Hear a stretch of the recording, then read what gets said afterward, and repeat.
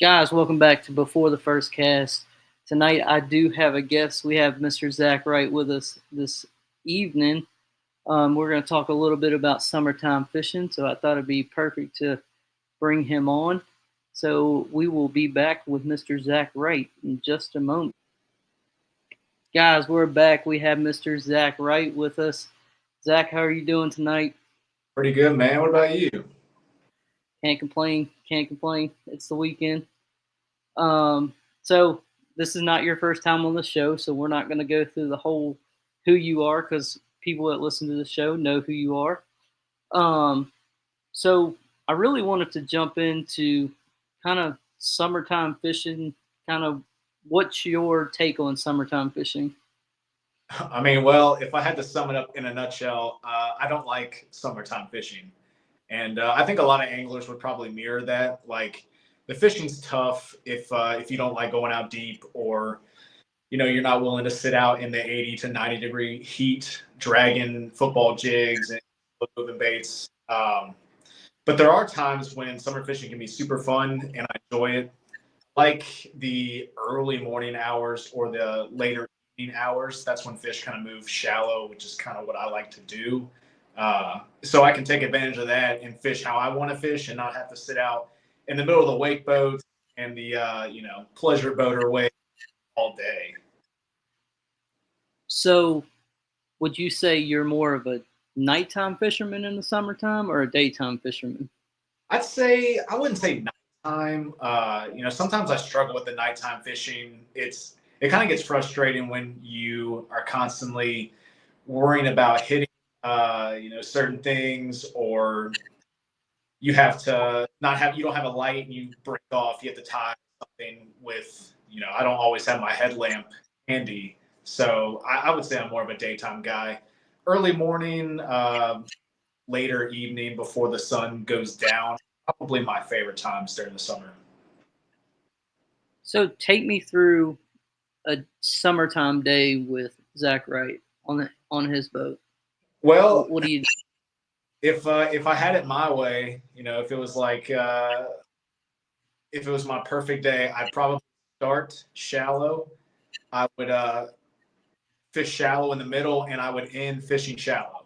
But that doesn't always work out, especially if you're in like a tournament setting. You kind of have to try and get a couple in the morning, then move out a little deeper and search for the bigger fish that are set up, and then go from there. But when we're not talking about fishing, I like fishing shallow.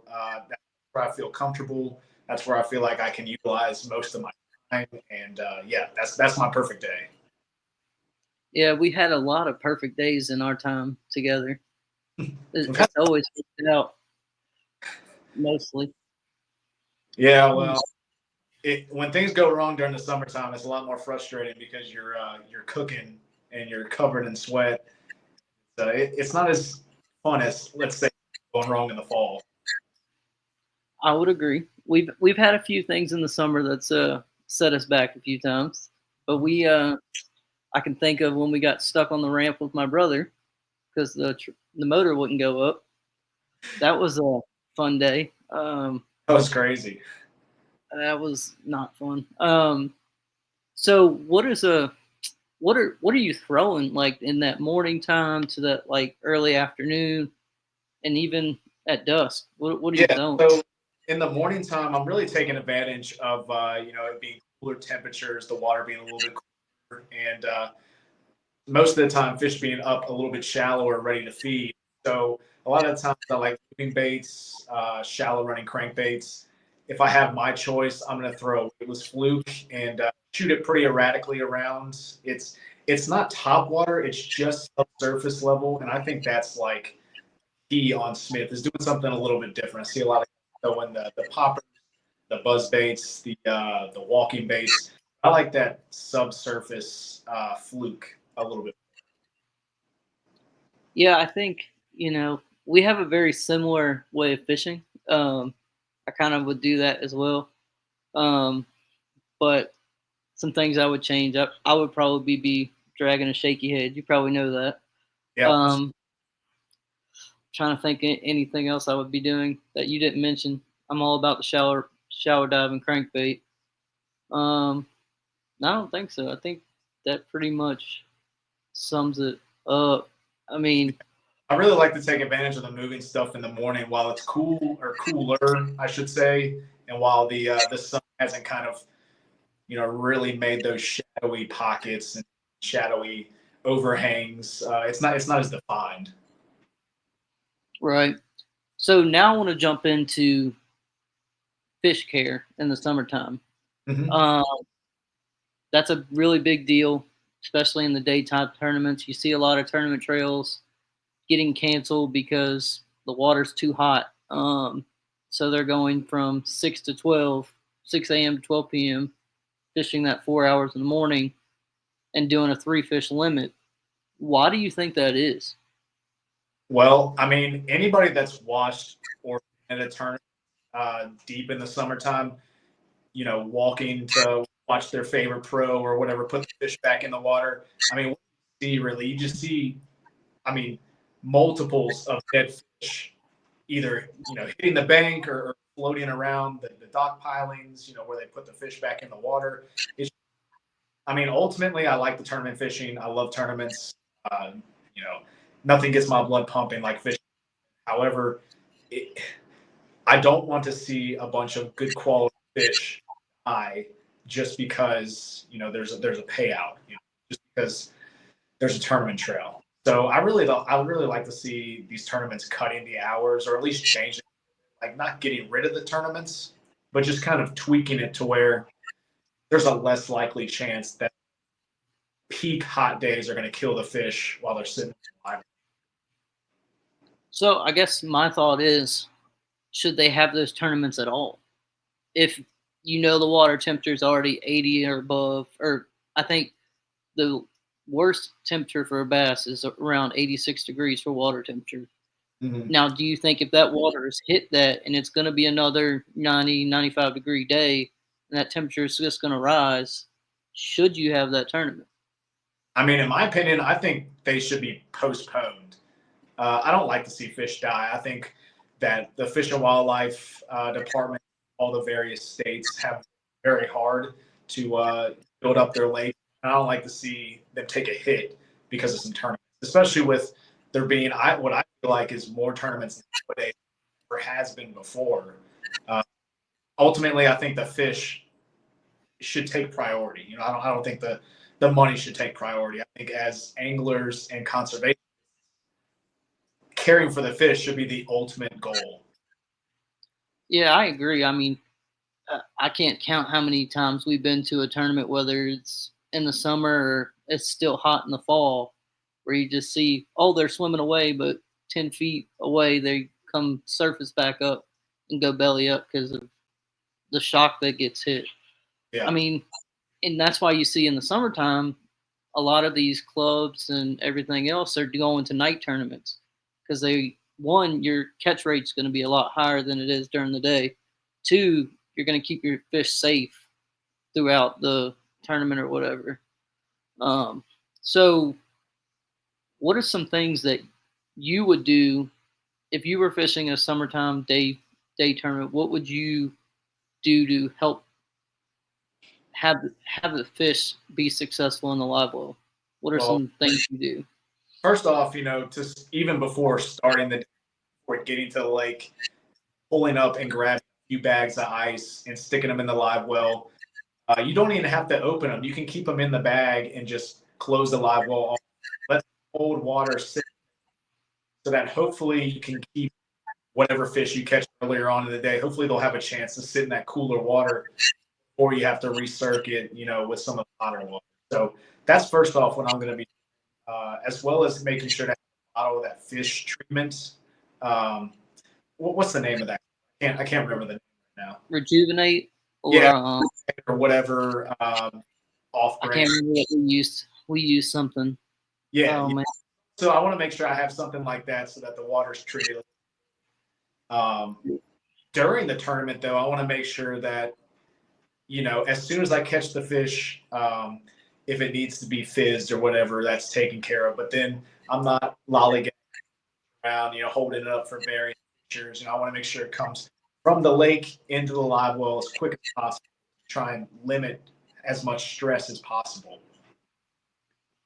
Yeah, I agree. I mean, we've definitely, when we fish together, we've had some fish go belly up on us quite a few times. It's nothing Inevitable. we did wrong. It's, the stress of what they're under. And usually we had some friends in there with them, so they just got all freaked out. Um, we even had some down in the night tournament. I mean, it happens. It happens to the best of us. I mean, you can't help that a fish gets stressed out in the live well, and you can't constantly sit there and check them every minute. Um, but I mean, some of our best nights is at night. Well, obviously at night, but when we get on that, you know, big fish bite, and then we have one die, and Yeah. we just lose all momentum because he's up belly up. And I mean, Um, we've missed out on placing for just ounces, and it's the fish penalty that you have when one dies. So it makes a difference for sure. it does, and and that's why I'm wondering, like, even if the water temperature is high, like 80 some, I agree with you. I don't think they should have a tournament if it's that high, because there's no amount of ice in the world that's going to keep those fish or rejuvenate. That's going to keep those fish alive, especially if you're catching them deep and you have to fizz them every time you catch one Mhm. because they're getting air bubbles on the way up. I mean, I just don't see how that's manageable, and you have to keep looking at them, make sure they're not on their side. I mean, I will say the fin clips have helped that a little bit to keep them stabilized in the live well, but That's a good yeah, shout.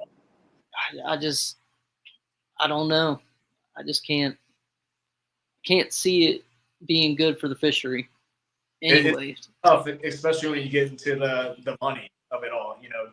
Anglers that are trying to make it pro, they don't want tournaments on their trail to be canceled because they might need points or whatever. They might need a good to go up in the standings, whatever it may be. But ultimately, in my opinion, conservationist, my biggest goal is to keep fish alive. hmm yeah, I mean, and in the summertime, it's one of the hardest things to do, but Oh yeah, oh it's yeah, really like it's hard to, especially think about if you got one bleeding. I mean, yeah, you gut hook it, or I don't even know, like catch them in the roof of the mouth, or they yeah. choke a little, you Swallow it. know, You know, swallow it. There's a lot of things that can happen, and you don't really, it's out of your control. yeah. So I definitely don't think they take those injuries or gut hooking or swallowing it as well in the summertime. Like, I feel like it makes their health deplenish a lot more. Summer. well, the stress they're under. I Yeah, mean, yeah.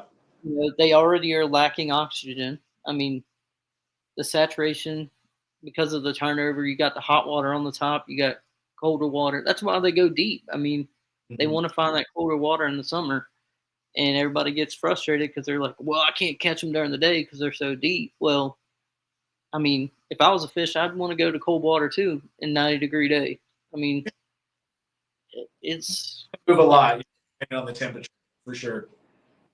but yeah, I mean, it's now I'm gonna flip the script on you here a little bit. Well, it's not even the script, but have you been looking or previewing anything at iCast that you might want to get? You're looking at like maybe looks good. Well, an obvious here for me, like if anybody knows me, I like throwing big swim baits. So obviously, any of the big swim baits are peak of my love glide baits. Uh, it's kind of like musky fishing. You throw 100 casts and you might see a ghost once in a while. Like hmm a throw glide baits, like you're not going to get one every cast, but you do get that's going to eat your glide bait. That's going to be the one. It's going to be a Right. keeper.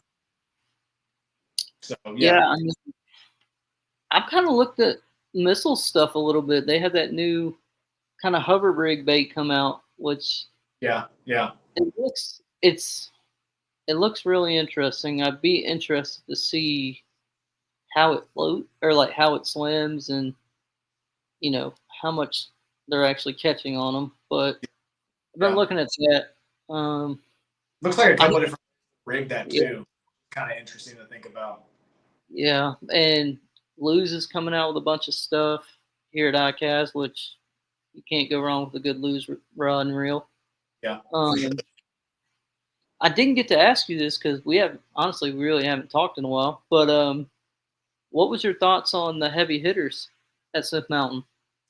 Uh, well, if I have to check the 15 pages of notes that I took for the next trip I take out to Smith, taking all their spots for sure. But no, it was crazy. A lot of the ways that they're fishing is exactly how I would probably approach the day. Um, Probably wouldn't have the same success as the pros would, but I really like to watch the shallow fishing. It was a nice, refreshing uh, tournament for me. Yeah. Yeah, I thought it was interesting the different techniques they were using. Because you think about it, the chatterbait really doesn't get thrown a lot on Smith. It's kind Mhm. of one of those deals that you know, not a people think of Smith and they're like, oh, we're gonna do drop shot, we're gonna do whatever crankbait and whatnot. But once they brought out the chatterbait, I was like, oh, there's I know. something to this. And I kind of think Like, it's because even like the older guys who I see fish Smith and you peek over at their boat when they pull up to the ramp, they're more likely to choose a spinnerbait than a chatterbait, which is way different than you think of nowadays. Which the chatterbait's kind of overtaken the spinnerbait, and the spinnerbait's kind of fallen behind. Slightly. It was interesting to see the chatterbait get brought out for once at Smith. yeah, and I didn't expect it. And then the frog bite was surprisingly pretty decent up the river, which Yeah. you know I kind of figured those guys were going to figure out fish that are on the brush piles and catching them on a Nico rig. I figured they were going to figure that out just Mhm. because they could use forward facing sonar all all periods, which I don't know how I feel about that. I don't know if I like that or I wish they would have kept it the normal way they do an actual, Bass Pro Tour event where they have certain periods they can't use it. Um, but the way and you go back and watch some of these pros like travel vlogs or like videos before they even start the tournament, just watching them break down the lake kind of like that was the most helpful for me because Yeah. I'm like, oh, I would have never thought that. Like, oh, like Mark Daniels Jr. has a perfect like video that breaks down what he was doing, where he was gonna fish. Like, if you, we have fished that point several times that it was one on, and Yeah. I was like, okay, so there was something there that we were hitting on. We just didn't really know what it. I think it was just a rock pile at some point that they were all setting up on, but there was some of them looked very, very familiar to me, and I was like, they got Yeah. our spot. That's okay. Some of the But spots where, hey, we've been there. Like we fished that, but it's hmm how like the pro is able to pick it just a little bit more to the point where it can make a difference in a tournament. Like we might be off by a feet, and they, hmm that just shows the difference in levels there. but if you look, nobody really got settled into an actual spot they felt comfortable in. Like Yeah, there was not a spot there that you know somebody didn't move from or they didn't. And I'm kind of surprised the river didn't play as much as the southern part of the lake did. right, Um, right. Which is because if the big bad. it's I always hear people catching monsters in the river and bringing them all the way down. Yeah, I definitely mirror that thought. But also you have to think the week leading up to it, we had a ton of rain, so Yeah, it should have made it better. The wind was really bad yeah. leading up to it, so a lot of those spots up there could have got blown out. We've had Which some weird weather this year. yeah, It's not even been that. I mean, I it was talking to Drew Gill when I got to talk to him. He's like, you know, this is a really good lake once I got it figured out. Like, I said, Yeah. yeah, I mean, we fished it pretty much our entire lives and still haven't figured it out, but we have a Mhm. good idea what we want to do in a certain time of year. Yeah, for Um, sure. but just the way it was won, I was kind of like, that's a pretty cool way to win. Because You did make two interesting points. One being that there wasn't a spot that someone keyed in on and sat there, multiple times. That just feels like quintessential Smith. Like how many times hmm you hear guys say, "I have to bounce around." Like a hmm spot didn't do it for me. That just feels like what's called. Like I know Well, there's out there and stuff on MLF, some stuff on Bassmasters where they can come back day after day after day. But like I don't see that happen with Smith very often. well, I And don't like know if that has to do with how big the lake actually is. Like, you cannot it takes you multiple days to fish from top to bottom of that lake, like, yeah, and break it down. So I don't know if that's something that there was no sneaky spots. Like, yeah, yeah, we all knew where they were. We all knew, the kind of what they were doing too. But I mean, nobody stayed in one spot for very long. yeah. If they It's were hard, they were hard to hard. mark brush piles. It's not hard to figure out that the docks are going to be a key player. It's not hard to rip wrap. But like bouncing around is what is going to do it on Smith. And that's something I need to get better at is being able to bounce around more, knowing when a spot is done or a cut is, it's probably time to get up and leave. That's something that I always have to work on. I always want to beat it to Yeah, death. and you know, and we fish as a team, so it's like, at what point do we say, all right, well, this ain't working. Let's go pick up and leave. We have Dude, a really bad thing.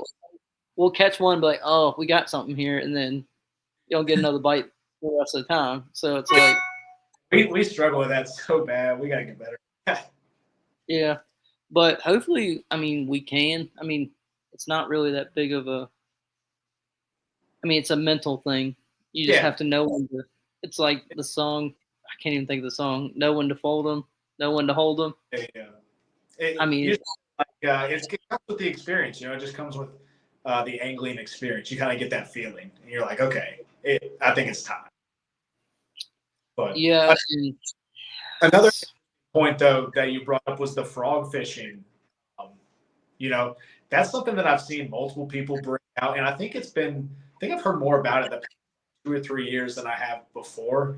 And I've never frog fished on Smith, but I know it's possible up in the river. It's something that I want to go and try myself, and it's nice to see the pros, kind of solidify that as being a legitimate bait because I wouldn't normally consider it for. It doesn't have any pads, any grass, but lay well, downs like around it. yeah. And I think it was more structure oriented than it was anything else. Like, Yeah. if you found that isolated piece of structure and a frog was coming over top of it, especially like and it had shade on it during the middle of the day, like Mhm. that's when they were finding them. But what was interesting to me is they were even catching them in the black water, Yeah. which that surprised me a lot because I was like, that water's pretty clear down there. Um, Yeah, it depends on where you are in Blackwater, but like I feel more comfortable going way back when it starts to get a little dingy and dirtier. But catching it in the clear water, respect. That's not something that's really my forte. I don't feel as comfortable being in clear water uh, rather than dirty water. yeah, and I think with the clear water at Smith, you can catch a lot of numbers because Yeah. they're all going to be scooped up. But they're also harder to catch because they can see.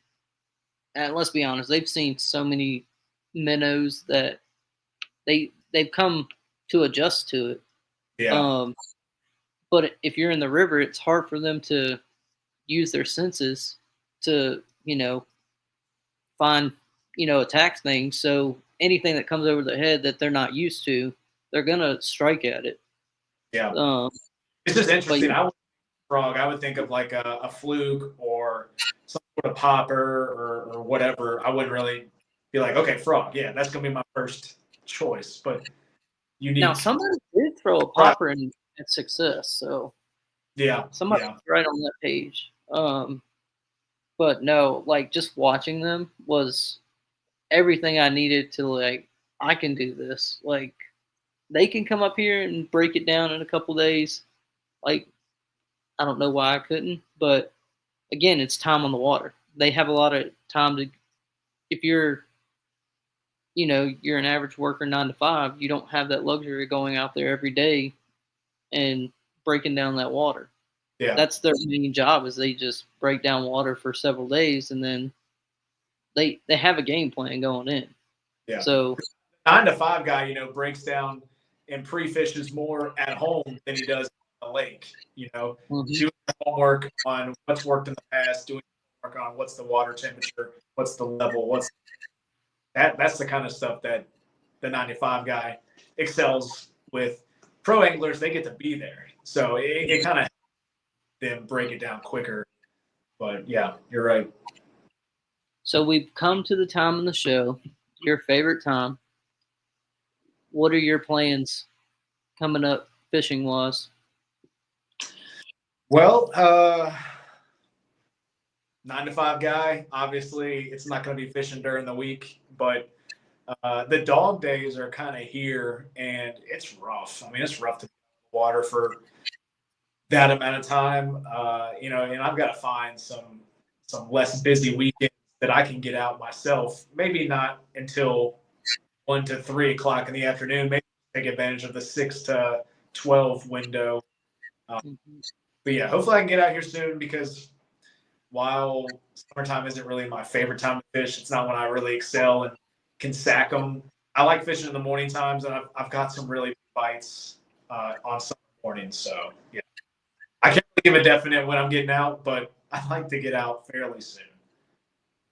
Well, and we all have things that happen mechanically, boat issues, that kind of thing. So Fine it's mechanical issues, yada yada yada. Weather not being ideal. right. I mean, it's tough. I mean, and again, we both work 9 to 5 jobs, so it's like, and then we both have families, so it's like the only day we get to go out maybe is Saturday. To be Yeah, honest, all about but balance. yeah, All about and that's kind of what I've learned. I mean, shoot, it's been a hurricane or tornado here. I don't think I've actually like fishing for me is like I'll go pond hop a few yeah, ponds when I have time, but yeah, you know, going to the lake like it takes if you don't have a boat, it's really hard to get out there and like I have obviously everybody knows I have a child by this point, but like I want to spend time with him if I've been at work all day. Like I don't want to just leave them hanging. yeah, for sure. Um, You got a child. I've got a wiener dog. Tomato, Same tomato. thing. Yeah, it's they both eat. They both do whatever a human would do that I can't say on this podcast. But yeah, I mean, hopefully we can get back to it. Both of our schedules are extremely hectic. Um, so hopefully we can get back out there and hopefully in the fall, Oh the yeah, big bass tour is coming back in the I'm really fall. thinking jumping into the big bass at least for a day or two. I was going to see, what your take on when the big bass was this year in the fall time. Honestly, I think it'd be good. Yeah, Um, I think it's going to hit right when that water starts to cool down because it's coming back in what October. yeah, yeah. I Yeah, can't remember so the exact date, but it's not far into it. let me check because I'm pretty sure it's in. Hold on, I'll check for you. But if it is in October, the water starts to really start cooling down pretty significantly. So I think let's see here. Is this year?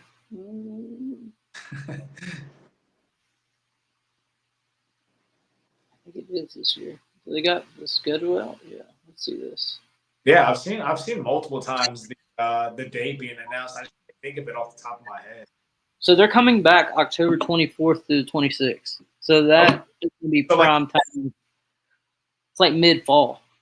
yeah, Um, that's actually because I remember uh, I'll be out of state the last week of September into October, and then that first weekend, brother's getting married. So I'm glad that yeah, you specified towards the end of October. which would, I mean, it would set up really well. Um, I think big swim bait was definitely going to play. Yeah, Um, especially for the big bass, throwing a big bait all day to try that one bite. mhm, Like not getting paid out for a 2 pounder. So right. you might as well And start. the last time we did it, we were so close to cutting a check. Like, Oh, we were. We were and close. the hour ended right as we were running down the lake. It So, but I was a would weird give it too. It was more towards the end of the day, which was interesting. mhm, I would think things would be slowing down then, but well, not that one. it was picking up. But that was also in like April. So, Yeah, yeah. but I think, it being in October, you're going to still have a top water bite. You're still going to have a moving bite. And then in the afternoon, it's probably going to get, depending on what the weather is, you're probably going to have to finesse them, scope them up a little bit. I think a lot of But things. I think there's going to be a lot of opportunities to throw many different baits. yeah, I mean, I would not, mind doing like a 1 day of that. Like, I thought it was fun. It brings a Yeah, lot of revenue. But also, Red Crest is still TBD on MLF for next year. Some people are hinting that it might come here, which I doubt it. But that'd be sick. they had a hard time getting heavy hitters here. So Well, I mean, did you see the new like lake ranking? yeah, Like, it's 11. yes, Smith Mm-hmm. almost top 10, which I would say is pretty accurate. I would say Smith is a high class fishery. I Well, think a lot you think of about it. come here.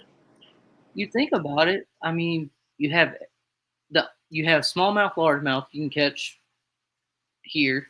You have pretty much any kind of bait fish you want, Yeah. from threadfin to alewife to oh geez, crawfish. I mean, Mhm. Shallow, deep, mid, yeah, clear water, uh, they're everywhere. low I fishing, mean, bass, and you got everything except for yeah, I bass. mean, You don't have that, but you have everything else. and you don't have grass, but I mean that really doesn't make or break a fishery. I don't think. Yeah, no, you But got every. You don't need grass and pads at every lake to have a good time. I think what really helped is the F1 stocking. Yeah. Uh, because I mean we had a 30-pound bag, over 31-pound bag weighed in this fall. Was it fall or winter? I think it was winter. I mean that just shows you as the years go on, it's just going to keep getting better. I mean, what Yeah. did it take? Every tournament this year, it took over 20 some pounds to win. Yeah. So in Well, previous years, we've you remember just 5 years ago, it was you cracked 21. That was first place. Nowadays, you got right, to crack one to cut a check. right, and that's the big thing. I think why people basically this lake's been put on the map because they're like, oh, even if you have 21 pounds, you're not guaranteed to cash a check. I Yeah. mean, it, I Yeah. don't know. This lake's F1, exploding. both of those things are making the bags. Yeah, I mean, and people are starting to realize it too. Um, but yeah, I mean, it's crazy. I hope to get back out there sooner or later. Um, Yeah. but well, I appreciate you coming on and spending your night with me. Yeah. Um, Whenever I'll be here. yeah, hopefully we can get back together and get on the lake and catch us a bag. Let's do it. All right. Well, I appreciate it, and you have a great rest of your night. Yeah, man. You too. I appreciate the opportunity to come on. No problem.